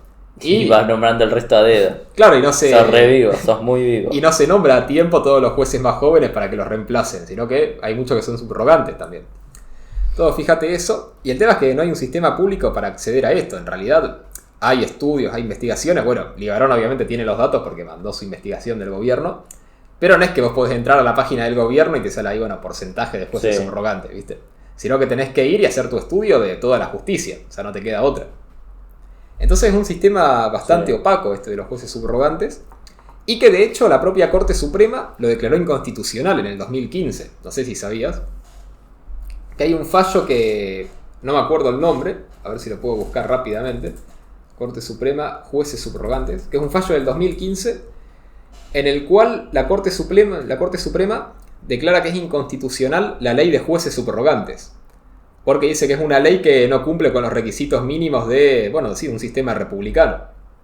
Pero dice que la ley, que se puede seguir aplicando hasta que no se resuelva la cuestión de los jueces, ¿no? O sea, que hasta que no haya un mecanismo para nombrar todos los jueces por la vía ordinaria, que no queda otra que aplicar la ley de jueces subrogantes. Bueno, siempre la justicia tibia. Ojalá que directamente digan que quedan sin efecto y que no haya jueces. Sería muy interesante que no haya jueces. Y ahí forzaría el caos. El sistema, sí. Forzaría el caos y la tardanza para cualquier trámite, ¿no? Y para, no sé, cuando agarran a un delincuente, que el juez es el que dice si se suelta o no. Sí. Y ahora estaría todo en un limbo, pero forzaría al gobierno y al Congreso, a todas las fuerzas, a elegir jueces como corresponde. Sí, sería una presión muy importante del sistema y a que se reformen todas estas leyes, ¿no? Y esto es en primer lugar sobre los jueces subrogantes, pero después sobre el mecanismo de elección de jueces, que es el Consejo de la Magistratura. La Corte Suprema también tuvo un fallo que se hizo famoso en el 2022, ¿no? Creo que en diciembre, que básicamente declaraba inconstitucional la ley del 2006 del Consejo de la Magistratura. Sí. Porque también con argumentos similares, porque ¿cómo es? Que el Consejo de la Magistratura en 1998 es cuando entra en funcionamiento, ¿no? Cuando se aprueba la ley que reglamenta su ejercicio, justamente. Sí. Y a partir de ahí tenía una representación política ya, pero no era mayoritaria. En cambio, a partir del 2006, con la reforma que le hace Néstor Kirchner, justamente, tiene una representación política que es de la mitad. Uh-huh. O sea, la política te puede bloquear cualquier designación, ¿no? Yo me lo acordaba cómo era. Eran 3 en total. Era un representante por parte de las universidades, ¿no? De sectores intelectuales, científicos, bueno. Anda contando. Sí. Era un representante de sectores universitarios. Era un representante del Poder Ejecutivo. O sea, quedan 11. Y después creo que había, por parte de la justicia, había 3 representantes, 2 representantes por abogados, no sé cuánto voy. 7. Bueno, 2 representantes creo que por la mayoría en diputados, 1 por la minoría. Ajá. Y lo mismo con el Senado. son 3 más. Ajá, ahí están 13. Ahí están 13. Ese era la conformación hasta hace relativamente poco tiempo. Claro. Que se volvió con el sistema anterior, que el sistema anterior no me lo acuerdo porque no lo estudié, porque no, en aquel momento no era así. Claro, no estaba en vigencia. Pero tiene menos representación política, aunque sigue teniendo bastante, ¿no? Y por ejemplo, el presidente del Consejo de la Magistratura actualmente es el presidente de la Corte Suprema. Claro, sí. Uh-huh. Sí, o sea, tiene esos cambios. Y bueno, el tema es que del 2006 hasta acá también acá eso... tengo como es ahora. Pero del 2006 hasta acá eso obviamente te influía, ¿no? En que la política ya podía influir en nombrar jueces de manera ordinaria, o te podía bloquear el nombramiento ordinario de jueces y después nombrar jueces subrogantes de manera extraordinaria, ¿no? Sí. Y hoy en día tiene menos poder, aunque creo que todos los representantes políticos llegan a un tercio justo. O sea, si se pusieran de acuerdo todos, todavía podrían bloquear la designación de un juez, ¿no? Uh-huh. Porque sigue siendo un tercio exacto, pero bueno, también con el representante del Poder Ejecutivo, ¿no? Uh-huh. O sea, contando a ese. Pero sí, a ver cómo es la representación, que sería de la ley del 98, que es la que está ahora en vigencia. La que está ahora en vigencia. El presidente es el presidente de la Corte Suprema, y tenés uno. Uh-huh. Después tenés 4 nombrados por el Poder Judicial. 4 nombrados por el Senado, entendido como 2 por la mayoría. 2 miembros por la mayoría, 1 por la primera minoría. Ese sería el Senado. O sea, serían 3 del Senado. Esos serían 3, pero acá dice 4. Bueno. Después tenés la Cámara de Diputados lo mismo, 2 miembros por la mayoría y 1 por la primera minoría. Uh-huh. Después tenés por el voto de los abogados, tenés 4 representantes. Uh-huh. El voto del Poder Ejecutivo tenés 1. Y el voto de sectores universitarios y académicos son 2. Ajá.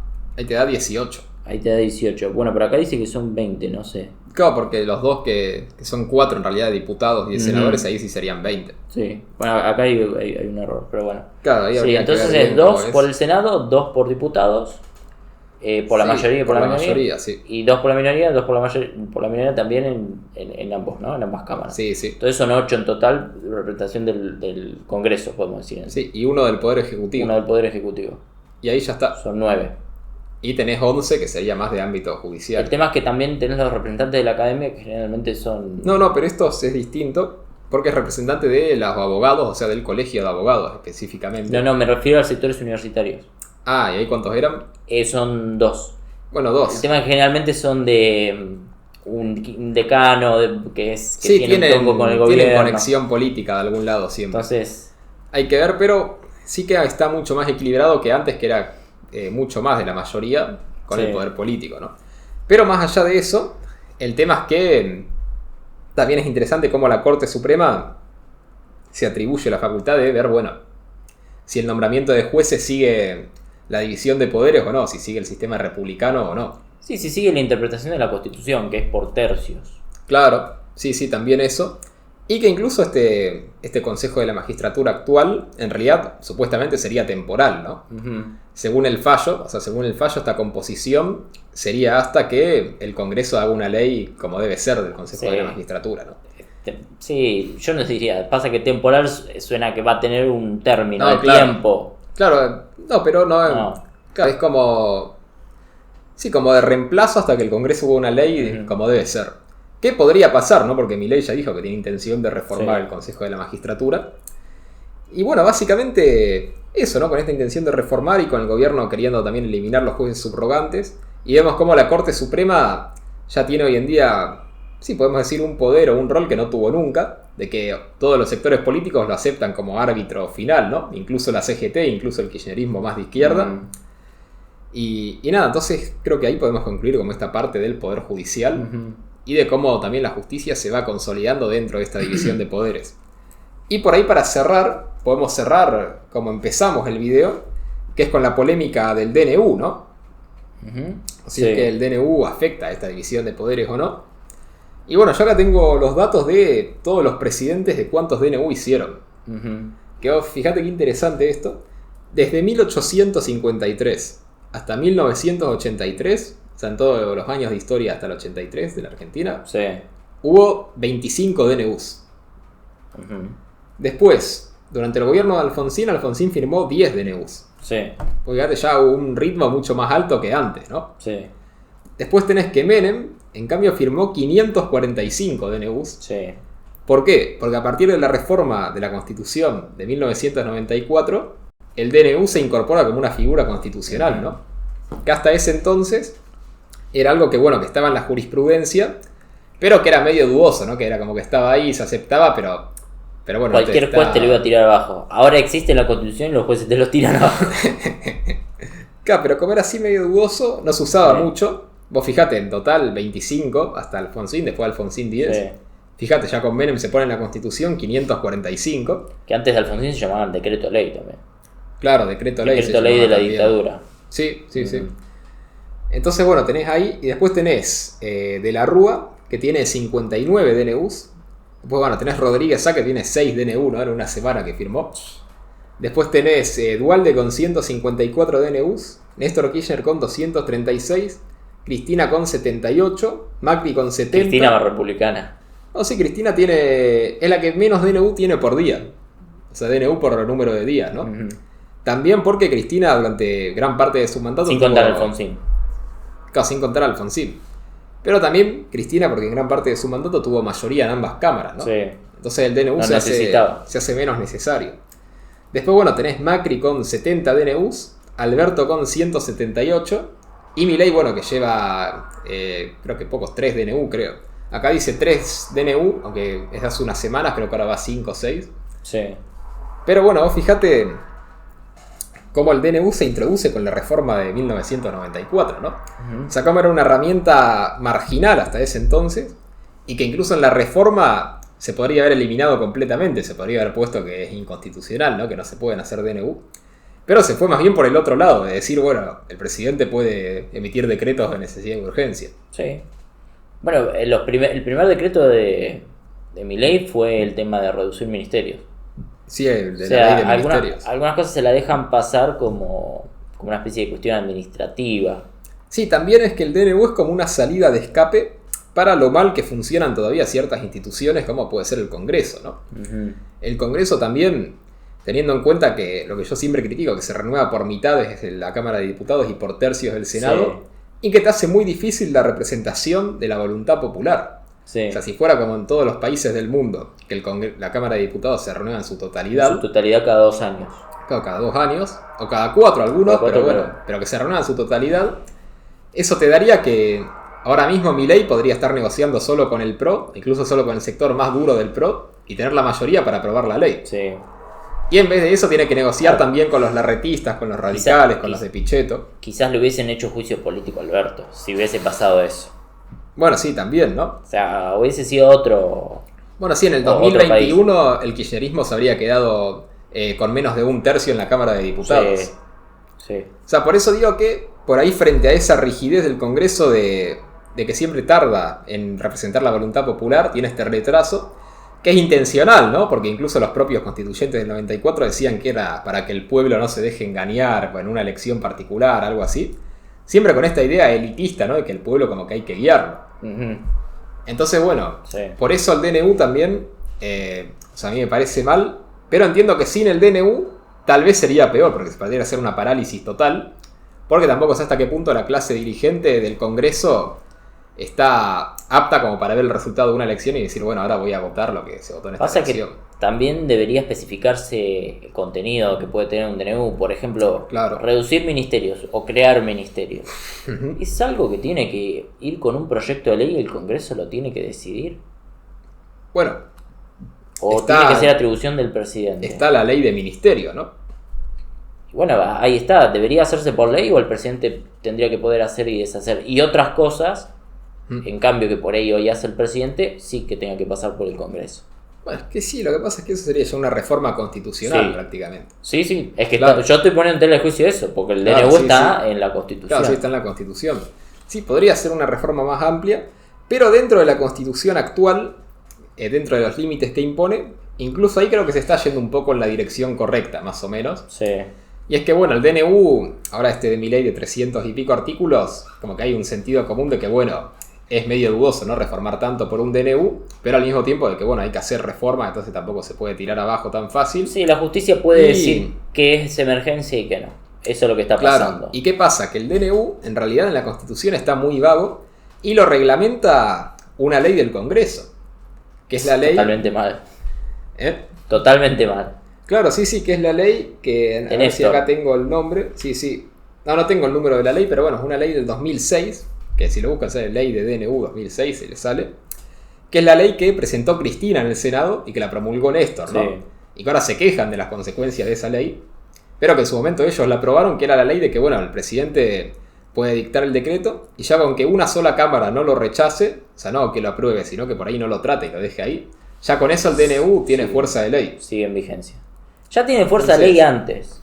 Claro, y además, si el Congreso lo rechaza, los derechos ganados por esa ley, o sea, los efectos generados por ese decreto mientras estuvo en vigencia antes de su rechazo, eso se queda. Sí. No vas a poder judicializarlo. Claro, o sea, por ejemplo, miré en el DNU, que derogó la ley de alquileres. Sí. Si vos firmaste un contrato sin la ley de alquileres por fuera de esa ley, y si después el Congreso derogara el DNU, bueno, y vuelve a poner la ley de alquileres, cae, automáticamente se pone de vuelta, ¿no? Porque se anula la derogación. Bueno, ese contrato que firmaste sin la ley de alquileres sigue estando vigente, porque ya en el contexto de ese DNU, cuando estaba en vigencia, no se aplicaba la ley de alquileres. Y vos no podés, perjudicado, damnificado, lo que sea, no podés ir a la justicia a decir, mirá, a mí me hicieron firmar un contrato, vos lo firmaste, bueno, yo firmé un contrato por fuera de la ley de alquiler porque no estaba vigente en ese momento, pero ahora que está vigente otra vez, porque anularon el DNU, me tenés que... Claro, no, pero eso... bajar el alquiler, bueno, no podés hacer eso. No. Pero entonces, justamente, vos fíjate cómo esa ley, o sea, está por ley eso, ¿no? Pero se podría hacer otra ley, que incluso ahora está un poco en la agenda pública, más que nada. Bueno, y es a libro cerrado, eso es importante. Claro, y que es a libro cerrado, que no se puede votar una parte sí, otra parte no. Que eso también lo establece la ley. Y que incluso la ley establece estos criterios tan ambiguos de lo que es una emergencia o de lo que es una necesidad. Uh-huh. Y que por ley se podría definir más específicamente, ¿no? Ciertos criterios de necesidad y urgencia. Entonces vos fíjate cómo está todo hecho así para que el DNU pase así nomás, digamos. Y como ahora, con este DNU de Milei también es como lo que te decía antes, la lógica de la historia, de que ahora el radicalismo, incluso algunos sectores del kirchnerismo dicen que bueno, que hay que reformar la ley de DNU para que sea mucho más exigente para ver lo que puede hacer un DNU o no. Entonces tal vez estemos yendo a una especie de punto medio donde se puede usar el DNU para ciertas cuestiones, pero que esté mejor regulado. Y eso por el Congreso, pero incluso después por la justicia, tal vez sea la propia justicia, ahora cuando llegue el fallo a la Corte, o cuando en febrero, ahora que la Corte empiece a escribir el fallo, ¿no? Con el amparo de la CGT, que tal vez llegue a algún punto medio de establecer algunos criterios para el DNU, pero sin declarar inconstitucional o algo así. Sí, y, a ver, acá yo creo que los radicales, los kirchneristas, ¿no? Que reclaman la inconstitucionalidad de los DNU, que no es emergencia, uh-huh. Que piden que la justicia no intervenga, que ahora están de acuerdo con la división de poderes, o sea, por los malos motivos terminan yendo por el buen camino, podríamos decir, porque ¿qué es lo que pasa? Que ellos de alguna forma como que quieren reformar, a ver, ellos querían una concentración, ¿sí? Sin embargo, me olvidé lo que iba a decir. No, que querían una concentración de poder por ahí para ellos, pero ahora que no están en el poder, justamente ven el beneficio de limitar el poder. Claro, sí. Ahora, para que ahora me voy a acordar. Totalmente. Pero bueno, sí, básicamente eso. Y bueno, no sé si te acordás, porque si no ya iría cerrando. No, bueno, esa cuestión que de alguna manera, por los malos motivos, terminan tomando buenas decisiones. El problema que yo veo por ahí está, me acordé. El problema que yo veo es que el sistema está hecho para que no se cambie, o sea, los límites al poder están hechos para que no se reforme y no se pase por encima de los derechos de las personas, ¿no? Los límites al poder, ¿no? La división de poder está hecho para que no se pase por encima de los límites por encima de los derechos de las personas, para que el Estado no se haga más grande y no se convierta en una dictadura, uh-huh. ¿No? Sí. Ahora, esta gente ahora quiere esos límites al poder cuando el gobierno, a través de DNU, que es lo que dijo Milei, quiere deshacer, o sea, quiere devolverle la libertad a las personas. O sea, que quiere reformar, a través de DNU y ciertas leyes, las atribuciones que tiene. Sí, Por ejemplo, ley laboral, reforma laboral, quiere sacarle atribuciones al Estado, sea, quiere sacar regulaciones y darle más libertad a las personas. Entonces, por los malos motivos, porque claro, vos pones la piedra o el palo en la rueda al Estado, como corresponde en toda división de poderes, en todo frenos y contrapesos. Sin embargo, lo haces cuando el Estado quiere reformarse para achicarse. Claro, sí. ¿Entendés? Bueno, pero eso también te va a hacer que en el futuro sea más difícil de agrandar, ¿no? Exacto. Pero generalmente estos límites los pones cuando el Estado quiere agrandarse. Los pones cuando el Estado ya es chico. No cuando el Estado ya es grande. Y esto puede ser un problema durante el gobierno de Milei. Y no sé, la verdad. Porque si se aprueba la ley... Si se aprueba. Pero se supone que van a hacer más reformas, ¿no? No, bueno, pero si se aprueba la ley de bases y el DNU también se aprueba, aunque sea en su mayoría, yo creo que con esas dos cosas, Milei ya tiene los instrumentos para gobernar hasta el 2025. Y en el 2025 creo que va a ser un poco un plebiscito de ver si se quiere profundizar en esas reformas o no. Y ahí incluso creo que se pueden continuar las reformas, incluso con limitaciones al poder, ¿no? Con la votación del Congreso, con todo legal. Y sí, no sé, yo no lo veo. Pero así, no es que los kirchneristas ahora son republicanos. No, yo no digo eso. Digo que obviamente que es porque lo quieren limitar a Milei. Pero no se dan cuenta de que se estarían limitando a ellos mismos. Hacen el bien, podemos decir, o son republicanos, pero por malos motivos. Bueno, lo que decía Hegel de la astucia de la razón, ¿no? De que al final la razón universal, ¿no? Lo que decía Hegel, el espíritu universal, que podríamos decirle Dios, entre comillas, que guía a cada uno, le da sus motivos para, sin darse cuenta, contribuir al proceso de la historia. Entonces, bueno, es muy... A ver, en el Antiguo Testamento lees a Job, todo lo malo que pasa es por voluntad de Dios y es por buenos motivos. Bueno, sí, hay un montón de teorías así, sí, pero básicamente eso. Y yo quería cerrar con una cosa, con esta reflexión, de que nada, ya saliendo esto del DNU y de la actualidad de todo, creo que también hay un cambio fundamental que no es institucional, y es que dentro de todo este proceso de 40 años de consolidación de esta división de poderes, de estas instituciones, lo que fue pasando es que todos los actores políticos de los 50, de los 60, de los 70, se fueron yendo de la política, ¿no? O bueno, algunos yendo de este mundo, pero otros yendo de la política. Y lo que pasa es que justamente toda la cultura más autoritaria, más corporativista, más de la representación corporativa, menos receptiva a la democracia, a la división de poderes, era la cultura política de esa época. Y fueron los actores políticos de esa época los que dieron lugar a todo ese sistema, todo ese conflicto, ¿no? A que Perón buscara concentrar todo el poder, después a los golpes de Estado, después a todo. Y justamente yo lo que veo es que hoy en día hay una generación que ya nació por ahí con este ideal más de división de poderes, y que también eso contribuye a que estos cambios se sostengan en el tiempo y que se vayan profundizando. Vos fijate que hoy en día la dirigente política más vieja, más vieja, no sé si más vieja, pero como de la generación más mayor de todas, es Cristina. Y Cristina ya tiene 70 y pico, ya está retirándose de la política. Sí. Y hoy en día los nuevos líderes políticos, ¿quiénes son? Kicillof, Massa, Milei, ¿no? Podemos decir, por nombrar algunos, que tienen todos 52, 53 por ahí. Pues fíjate que son de la generación... Máximo. Bueno, Máximo, si querés también.